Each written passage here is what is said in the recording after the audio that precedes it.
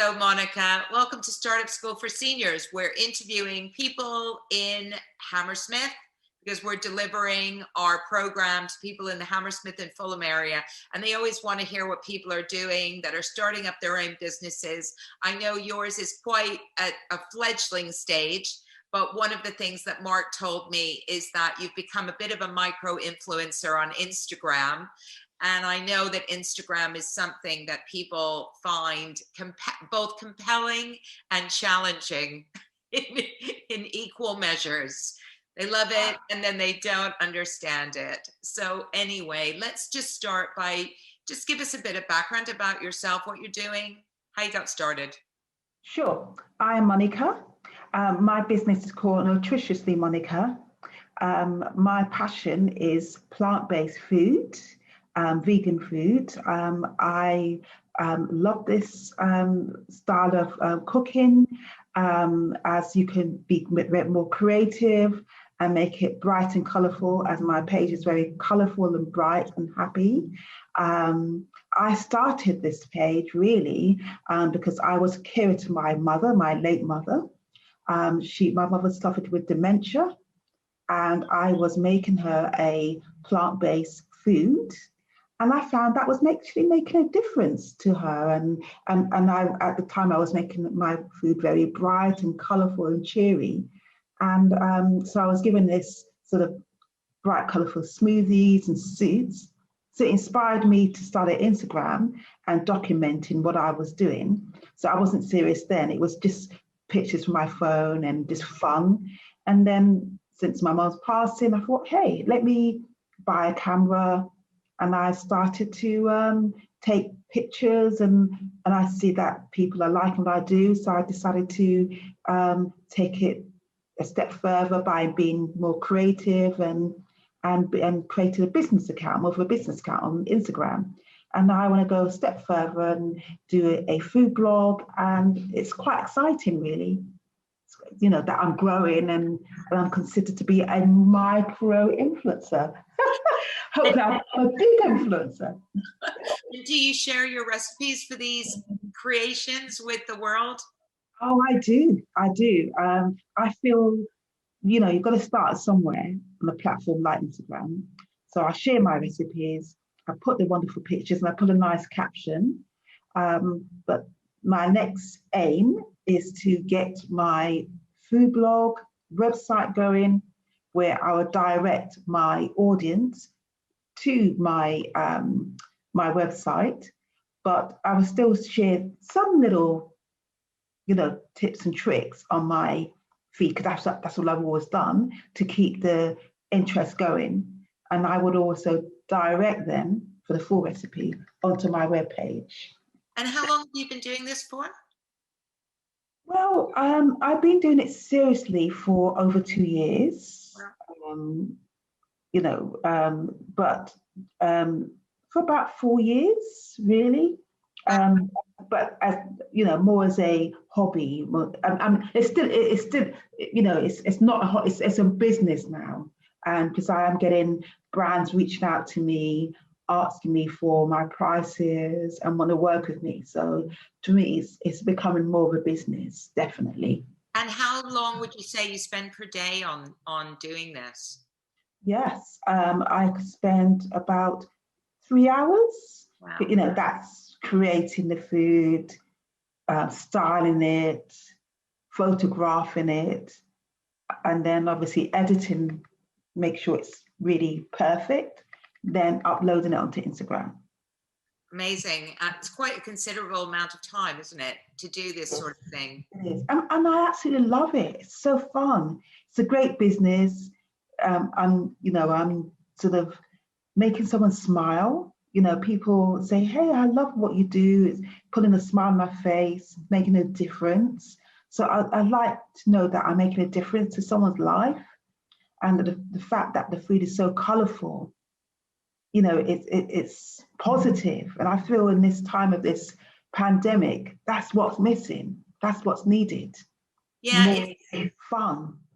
I so agree with you, and it's really interesting because I have a friend who similarly interesting journey around food and mental health. Her son has got autism, and she discovered that through cooking with him, she was able to bring the two of them closer together. And she started photographing her food, and also being more on a I would say she's not plant-based at all. She cooks with meat and things, but on a similar journey to you, using Instagram to build her profile. And then she got she got on a TV program with Hester Blumenthal, and now things are really moving for her. But that's amazing. That's that's where I aim to be. That's where I aspire to be. Where I would be on TV one day, tell my story and inspire somebody out there. Because come back to my mother, like you said, you mentioned mental health. With dementia, it's there is some elements of mental health there. And my mum was based in a nursing home, and it would be such a pleasure to bring her these bright, colourful drinks, sometimes yellow, sometimes orange, sometimes green, colour of a rainbow. And it would put a smile on her face, because it's amazing what colour does to someone in a very low. And it would, she wasn't able to speak or anything or communicate, because obviously she lost her sense of communicating. That's what dementia does. So the minute she saw my food, her eyes lit up. And then when she saw me, her eyes lit up, because she knew I would bring these bright, colourful foods. So that's why I created this platform. And then I found the people in a nursing home that have a residence, when I would bring this food and I would transfer it into her beakers or whatever, the residents, they were eyes also lit up as well. So it's making people happy. So yeah, that's my story. It's a great story. It's a great story. And so much of what we talk about in Startup School is around storytelling. It's around how you can take a business, like, for instance, creating smoothies, and create a whole wonderful story about it, an origin story about where it came from and what it means to you and why you're so passionate about it, which comes through clearly from speaking to you, and how you can manifest that in your business to make it more than just a business that's just about smoothies, right? But actually a business that's about the creation, the meaning, what you bring to the business. That's it. It's what you bring, right? Your unique value that you bring. Like I said, similar to my friend with her son, that's become so connected in her business around food. In all her pictures she's photographed with him, etc. So I can see so many correlations. I'm fascinated by that. I also think that plant-based food is quite trendy at the moment. Yeah. And a lot of people are recognizing the value of it, not just in terms of its obvious health value, but in terms of how it can actually cure disease, how it has the potential to transform your well-being in a way that I suspect people never thought about before. Have you found that people are just generally more interested since you started this? Well, they are, because a lot of people are wanting to become vegan and plant-based, or part plant-based. But with my own personal experience with plant-based, I was feeding my mum a plant-based diet when she was ill. Initially, she was in Charing Cross Hospital, where the doctor said to her, "Oh, she's only got a week to live." I don't think you can have much time with her. But I said, well, please transfer her to a nursing home and see how she goes from there. So then I started feeding her this plant-based, bright, colourful smoothies that added 2 more years extra onto her life. So I don't know if it was the plant-based that helped, I think, which I believe so. But I think it was a mixture of things of, the mental health, the love, the caring, and I believe definitely the plant-based diet that made a difference. And another thing I could add, my mum had these horrible pressure sores that you get from lying in bed constantly that healed. That healed. And to the nurse and the doctor said, whatever you're giving her, please continue. So I was giving her this, you know, mixture of iodine, mixture of kale, spinach, mixture of different, spirulina, all in her diet, and it made a difference. Yeah, I'm seeing the cookbook here, man. I'm seeing the cookbook. I think, I think, I think you have to go for the cookbook, Monica. I have a friend who does raw foods, and her business is actually helping families that want to move to a raw diet. She goes into their house and she lives with them for a week. These are very wealthy people, very wealthy people. They pay her a huge amount of money, and she basically takes everything out of their food cupboard and she replaces it with all the good stuff. So she doesn't allow them to eat anything that's rubbish. And then she spends a week with them, during which she drills them into how to change their eating habits. Sometimes she spends 2 weeks living with them, she goes all over the United States doing this. And now she's had a cookbook out, and I think it's done quite well. And she might even have a second one. So there's so many opportunities in this space, so many opportunities. I don't know if that business is achievable in this country. I suspect it is. It's just about finding your network. But going back to Instagram, I'm curious, because we know that it does take time to do this stuff. Did you learn this yourself? Did you take any classes? How did you learn how to build up your following and your profile? Okay, when I first started in Instagram, I was using my phone to take pictures. It was still colorful, and I had no idea. And then when my mum sadly passed away, I stopped doing any posting for a long while, and sort of taken time out to reinvent myself and think about really what I want to do, what I want from it. So I decided to purchase a camera. So I got a camera. Then I started reading up about different people who are very successful at Instagram. So I thought, hey, if they could do this, why can't I? And I could tell my story, not necessarily in sort of explaining what I've just told you about my mum, but put it in a bright, colourful, creative food and make it creative and look appealing.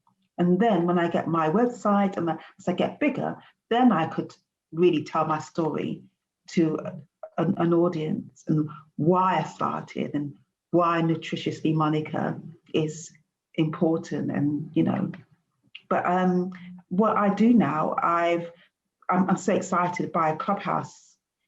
Clubhouse has been brilliant because I've been going into different rooms and listening to many different people on Instagram Insights, and I've had so many people giving me such kind feedback on my Instagram account. And they've had great value, and they told me what I could do. And so I'm really excited to do lots of videos, and also work with TikTok. So do the two together, and and combine the two to grow my Instagram. So I'm really, it's just slowly starting for me. So I'm really excited to see in the next 2 months where I go from here.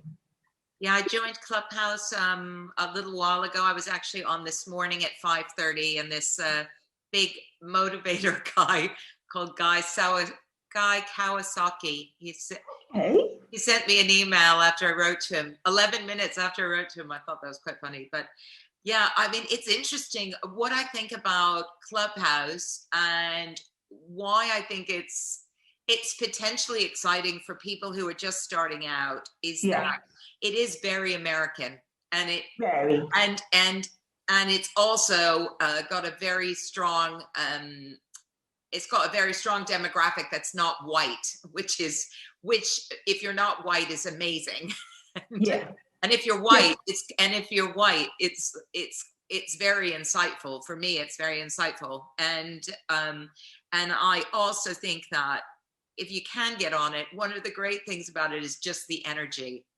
It's Yeah. just the energy. It's not anything else for me, but it pumps me full of that American kind of go-to attitude. Well, And I think everybody wants to help everybody, right? yes. That's what I love about it. Everybody is there for the purpose, it feels to me, of helping others. And that is so refreshing, especially when you're starting out and you're looking for advice. Where do you go for advice? And Exactly. That's a place. Well, it's funny enough you should say that. I mean, I go to different types of rooms, and people are so helpful. They want to, experts want to really help you and see you grow, which is you don't usually have that sometimes. People don't want to give that information out. But saying that, I'm regularly listening to this room, which is called Behind the Lens. And these are all, some of them are Hollywood photographers, filmmakers, and one guy, some British people who work for Vogue. And I'm sort of like, I'm always on the stage listening. Sometimes I ask questions every now and then. And usually, when you enter a room, you go in the audience and you have to put your hands up to get onto the stage. But the minute I enter the room, I'm automatically part of them. So I'm thinking, hey, I'm part of the family. I'm a photographer. So I've got a new title now. I'm a food photographer. So every time I say, hey, I'm Monica, I'm a food photographer. I'm a food stylist, I'm a recipe creator, I'm all these titles. And I go, hey, I love your page, it's so bright and colourful. But the thing about Clubhouse, and just more generally speaking, is that you are what you say you are. If you are a food photographer, if you are an Instagram micro influencer or massive influencer, if you are, some people call me a PR guru. I'm like, am I a PR guru? If you say I am, right? So it's about owning that role. It's about taking ownership over who you want to be, who you want to be, right? And I think when you look at Clubhouse, sometimes it's very funny because it's kind of actress, model, photographer, influencer. Yeah. I mean, I do laugh because I do think this is the sort of modern world in which we live. But the other thing that strikes me about it, and just more generally, I find absolutely fascinating, is the fact that what it acknowledges is that we are all doing multiple things. Yeah.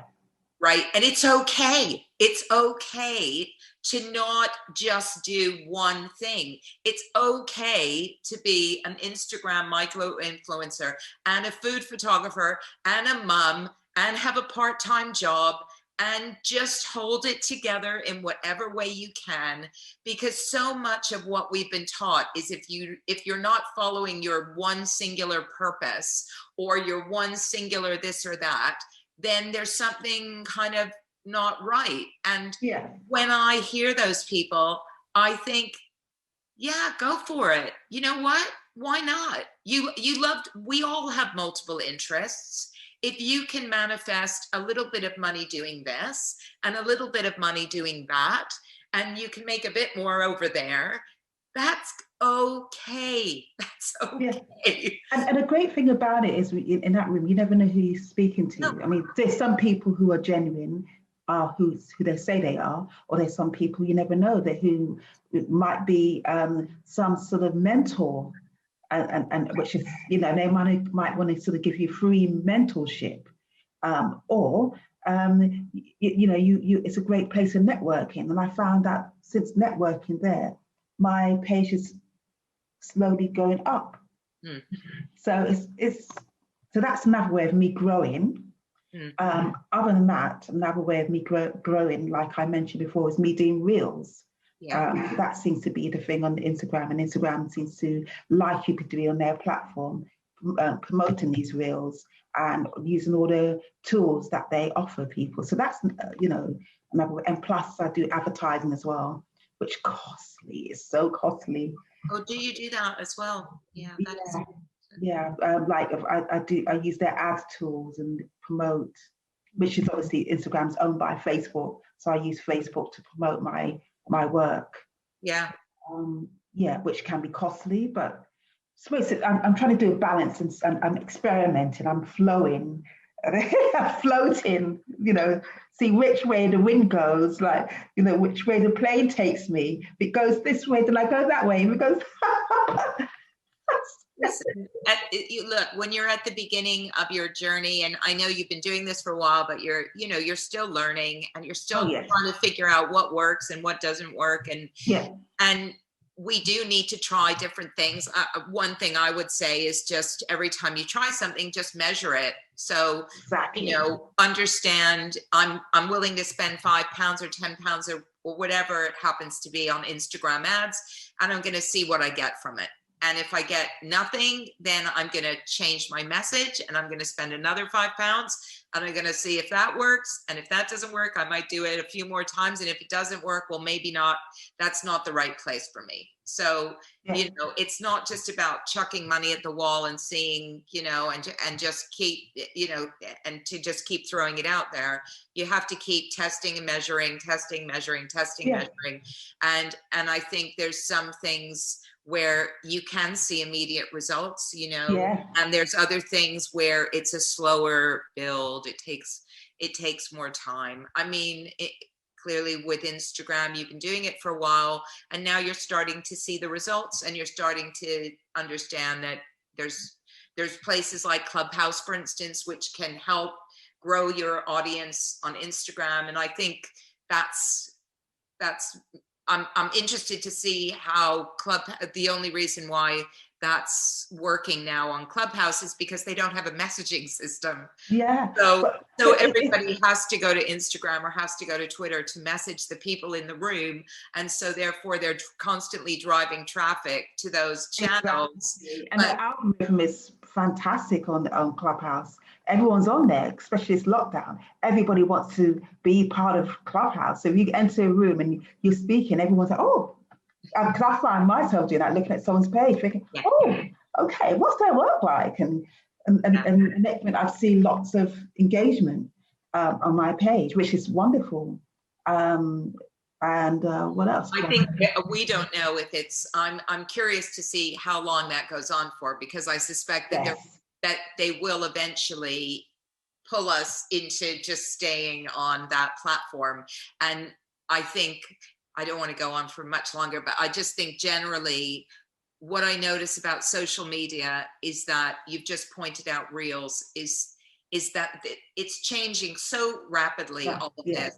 And some of it is so much down to timing, is, as soon as something new launches, getting onto it and seeing how you can use it for your business, because it's going to be gone potentially in 6 months, and then it's going to be something else, whether it's Clubhouse or TikTok or Reels or, LinkedIn Live or whatever it happens to be. There's these social media platforms are evolving at such a rapid pace. And I think that's part of the challenge, that especially as older people, we're constantly feeling like, are we playing catch up?